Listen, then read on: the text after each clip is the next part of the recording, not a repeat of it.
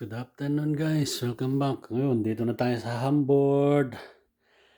Ayan, balik bayan na tayo dito sa sariling lugar natin dito sa Hamburg, sa bahay. Tingnan nyo guys, sa sobrang init. Tingnan nyo kung saan ako natulog. Dito sa sofa bed. Tapos may ano dito, ayan o. Kumbaga pan. Guys, pero mas mainit sa Amerika. Talawin natin yung yung garden natin. Tingnan nyo. Tingnan nyo nangyari doon sa tanim kong kamatis pag silip ko sa bintana.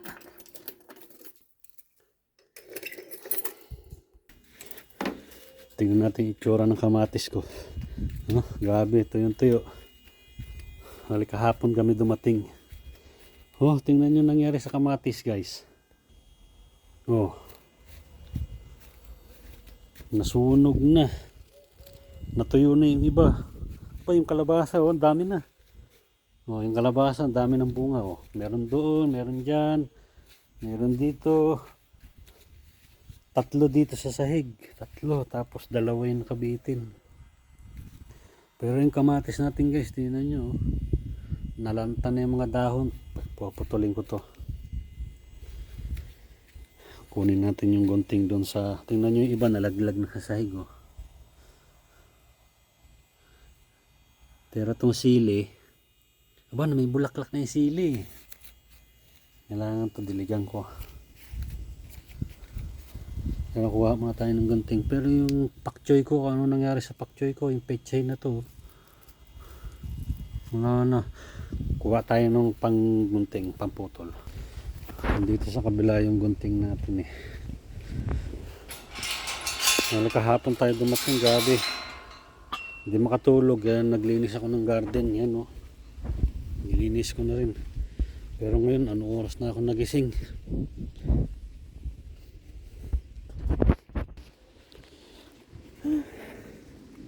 Grabe init dito. Pero mas okay dito kaysa doon sa Amerika. Sa Amerika, sa Miami, grabe init. Hindi mo kakayanin yung tumambay sa labas. Tulan natin yung mga sira. Bagsak lang natin dito sa sahig.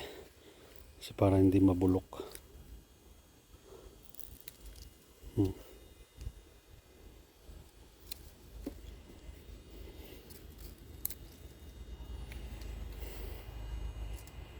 Tanggalin na natin yung kasi kawawa naman Tingnan mo, sanga na, nagsanga pa.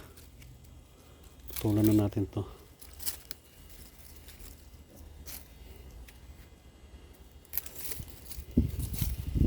Kawawa naman yung mga sanga ko. Nalanta na. Wawa naman. Tingnan mo yung pakchoy ko kung anong nangyari sa pakchoy. Pakchoy ba yan?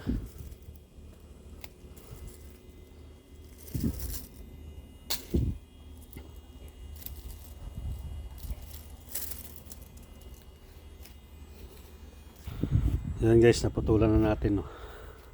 Tinanggal ko lang yung mga bulok. Sayang daming sayang na kamatis. Pero ito yung iba pwede pa. Iwan ko lang yung mga pwede pang gamitin.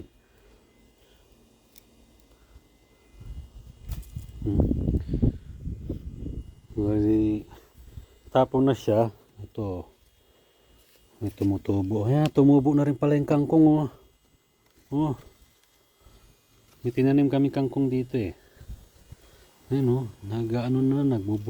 Nagdadahon na siya lumago na. Nilagay lang ni Mrs. sa tabi ng cherry, strawberry. Tabi ng strawberry. Pero yung isang salad namatay sayang. Pero tong isa buhay na buhay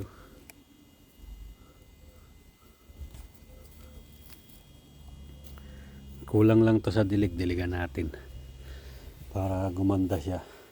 Yung ibang kamatis buhay na buhay Yan ang mga technique guys, kung tabasan nyo lang nung sanga, putulan nyo lang para lumago ulit yan.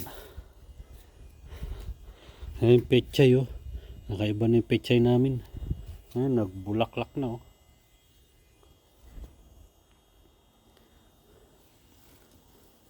Sobrang haba na nito, putulan natin to.